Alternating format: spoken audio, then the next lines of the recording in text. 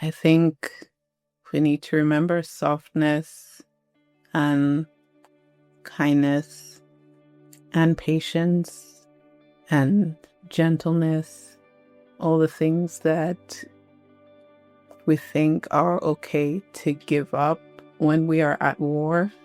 I think we just really need to get back to understanding what it's all about. We're connecting the dots more between inner development and mental health. And when you offer people a solution that will enable them to live their brightest and boldest lives, like that's what feels attractive. And I feel it's really come from a need. Welcome back to the Inner Green Deal podcast with me, Tamsin Walker. As we've been exploring in this season of the podcast, there are a lot of NGOs and other impact organisations currently facing political uncertainties and financial tensions that could stir a feeling of needing to push harder and to do more. But as we've also been hearing over the course of past episodes, it can in fact be a moment to invest in inner development as a way of remaining grounded and building trust and the kind of collaboration that's needed for deeper, more systemic change. And this month's episode taps directly into that. Recorded at the Inner Development Goals Summit in Stockholm in October, it features two women from different parts of the world. They're working on different projects, but are united by some common themes, not least how communities understand and build resilience, and where inner development comes into that picture. My guests are Ruth Achillah, Global Lead for Learning and Development at the 1 Acre Fund, which works with millions of smallholder farmers across Africa to make sure they have the tools, knowledge, and innovations needed to prosper. And also Katie Hodgetts, a British changemaker and author who founded the Resilience Project as a way to offer psychological and inner-led support to young people affected by burnout and climate anxiety. Her first book will also soon be hitting the shelves, Act, Rest, Reset, Repeat. Welcome to you both, and thank you so much for joining me for this conversation. Happy to be here. Yeah, what a pleasure. Thank you. The overarching theme of the conversation, that's why I wanted to bring you both together, is resilience. I think it's one of those words that's been woven into certain narratives, but has so many meanings and so many potential meanings. I learned, for example, that there isn't a word for resilience in every language, but that doesn't mean that it's not a lived experience because there's no word for it. And in that spirit, I would ask you both what resilience looks like or feels like to you. Do you want to start, Katie? Yeah, sure. I'm happy to. For me, resilience is how we weather storms, not the absence of storms. I used to think resilience was the absence of storms, but it turns out that is sometimes denial. It's sometimes naive hope. And there's a really beautiful quote, ships are safe in harbours, but that's not what ships are for. There will be storms.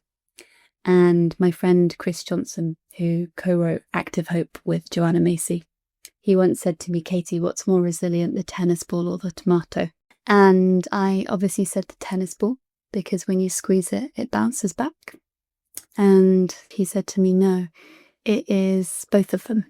Because sure, the tennis ball, you squeeze, it bounces back. But the tomato, when you squash it, the seeds hit the floor and things grow. So for me, resilience is the mountain and the puddle. Nice. The mountain and the puddle. It's both. It's how we build ourselves back up, how we talk to ourselves when we are at the puddle, how we grow, how we change, how we act with self-compassion and empathy. Okay, thank you. Ruth? I think it is very much the same thought, what you're saying about the tomato and having the ability to evolve beyond what it originally was or to multiply. It's not from the practice of the tennis ball hitting the wall, but it's more so I have something in me that's worth the investment. And for me, what I think about resilience is somebody valued me enough to plant something in me that makes me feel that when this difficult thing is happening, I'm not the difficult thing. I'm not limited in my perspective to the circumstances, but I know that I have it in me to be more than what I'm experiencing because I have been before. There's a lot to get into there, isn't there? But if we go to what I said in the question just now, that resilience need not have a definition, me having asked you to give your take on it, but it need not be defined as a thing, but can be a lived experience.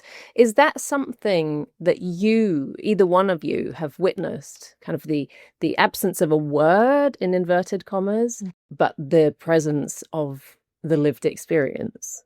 Yeah, absolutely. I think about the privilege that I have being from a country in the global south where community is still so central and so valued in the way we define ourselves, the way we build relationship with self.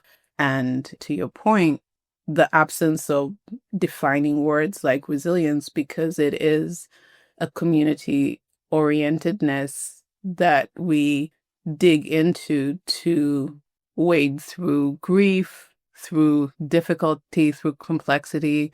There's a crowdsourcing approach to those big moments, the highs and lows. And I think about my own experience with grief and with loss and how I never felt that I had to close the loop on my own. There was always an arm extended out, a willingness for somebody to pick up the load, and an implicit knowledge that I would do so for that person as well. And I do so.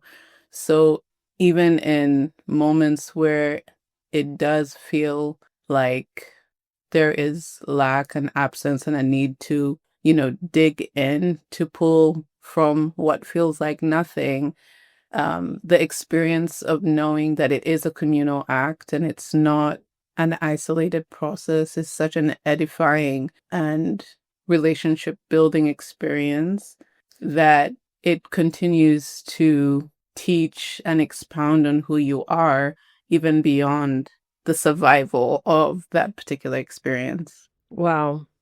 I love that we have two perspectives here, right? Uganda and UK.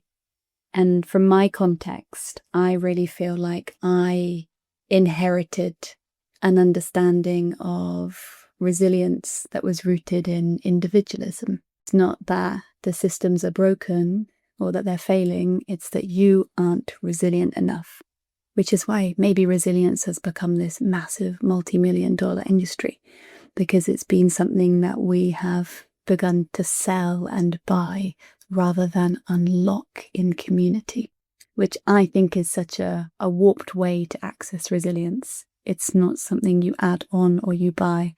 It's something that all of us have inherently. And then going to Kenya. So I was there with young Kenyan changemakers. And resilience was not a word that we used much. And what I saw resilience be was this beautiful breaking of people in community, and knowing that they were still just as loved and valued in the beautiful breaking. That wasn't a fault of them as individuals, which is maybe how I would perceive it with what I've inherited from my lands. But it was a shared experience of shared holding. And it was so inspiring. I just learned so much from being there. I think I was educated in much the same way as you, Katie. Resilience is kind of like a plug-in. Get resilient. But how do you start to do that? I'd like to go back in time a wee bit with you, Katie, to when you became a climate activist and you're quite young. Was resilience something that was on your mind back then? No, resilience was self-indulgent. Self-care was self-indulgent. Rest was a distraction from, not a central part of change-making. And I do find that resilience very quickly becomes a topic if you are in climate or if you are in change-making, because you need to learn to take hits like the soil takes the rain. there will be so many losses. And in my activist group, when I was in my 20s, it was about 3 months was the turnover rate for our organisation. So people would come in, they would learn a different catastrophic fact from every single person in the group, because we were all very passionate, right? They would feel so much fear and urgency that they'd give themselves 100% to the movement, and then they would burn out and crash. And it would be this cycle of boom and bust, which was really the inspiration for, well, first of all, becoming the wellbeing officer and running workshops to try and illuminate these patterns. Not that I had any answers, but just to start talking about it. That was within your group? Yeah. And then going on to realize that one wellbeing workshop is not going to speak to our relationship with ourselves, with how we relate to work, our relationship with discomfort. And actually we needed a deeper solution. And that's when I set up the Resilience Project. So you set that up, but had you firsthand experienced the need for something that was going to nourish you more than adrenaline-driven activism? Absolutely. And it was really when I was 23, which is when I experienced my first burnout, or I like to say something which feels like burnout, because burnout has become quite clinical and a checklist. But it's, again, like resilience, a very embodied feeling. So I experienced something which felt like burnout when I was 23, and I ended up with an eating disorder to find ways to cope. And to me, the eating disorder was almost resilient, because it was a way for me to carry on. And I thought that resilience was, how do we carry on? And now I think resilience is, how do we flourish? Which are two very different answers. And when I experienced that burnout, the question for me was really just, who cares for the carer? That was so my story. Thank you very much. All right, Ruth. So you work with smallholder farmers, and I always think farmers, and particularly smallholder farmers, are amongst those who are really feeling the first impacts of the climate crisis. And I'm just wondering whether you call it resilience or you call it something else. There must be a need for incredible strength to keep on. Can you give an insight into the programs that you are working on at the 1 Acre Fund, the Learning and Development, and whether there is something that's sort of resilient-like that's built into those? So, to give you just a snapshot into the organization and how we work, we have over 9,000 staff, and a lot of the work that I do is focused on supporting the staff who support the farmers. And so when we think about farmer resilience, we kind of think about staff resilience as well by extension, and how sustainably they can be able to support the farmers in terms of making the best decisions for their farms, when to plant, what to prioritize, etc. The interesting thing, though, as we do our work, and I think it is across the development space, we oftentimes get so stuck in the